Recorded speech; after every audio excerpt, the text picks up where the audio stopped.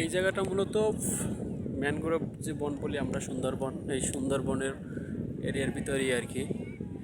এরকমেরই সুন্দরবনে সাধারণত যে সব গাছপালা থাকে সেই গাছপালা এখানে আছে। এখানে বন্য মহিষ, বন্য প্রাণী আর কি, গরু, মহিষ, হাঁস, বন মুরগি, তারপরে এই যে এগুলো যা দেখা যাইতেছে ঝাউ গাছ। এখানে আরও বনজ জন্তু বলতে বাঘ, শিয়াল, হরিণ, এগুলো সবই আছে। এবং এখানে যে বাংলাদেশ বন সম্পদ মন্ত্রণালয় যেটা আছে, এখানে তাদের যে কর্মকর্তারা আছে, ভিতরে বড় এরিয়া আছে, এখানে তাদের বাংলোর মতো করা আছে, তারা এখানে থাকে। এই যে ল্যাম্পপোস্ট, এখানে লাইট আছে, রাতের লাইটের ব্যবস্থা করা।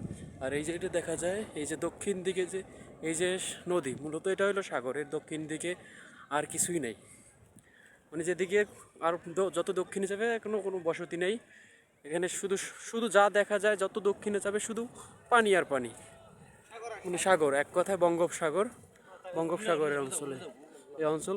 এই যে ইসলামী আন্দোলনের পোলাপান আসছে, মানে যারা প্রায় 100 জন আসছে, এরা সবাই যে খেলাধুলা করতেছে, বল খেলতেছে। এটা হলো বিচ।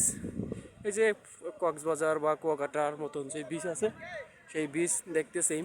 এটা অনেক বড় বিচ, মোটামুটি ভালোই। কিন্তু যদি কোনো সরকারি যদি থাকে, কি বলে, যদি সরকার যদি কোনো পরিচর্যা কেন্দ্র বা পরিচর্যা নেয়, তাহলে হয়তো বা এখানে আরও অনেক সুন্দর করে পর্যটন কেন্দ্র গড়ে উঠবে। এবং এটা একটা প্রকৃতির নীলাক্ষেত্র বলা যায়, যেখানে মানুষ আসবে প্রচুর। এবং সেটা আমাদের দেশের জন্য ভালো একটা, বা এই দক্ষিণ অঞ্চলের জন্য যে ইনকামের একটা সোর্স, অথবা এখানে অনেক মানুষের হয়তো কর্মসংস্থানও হতে পারে আর কি।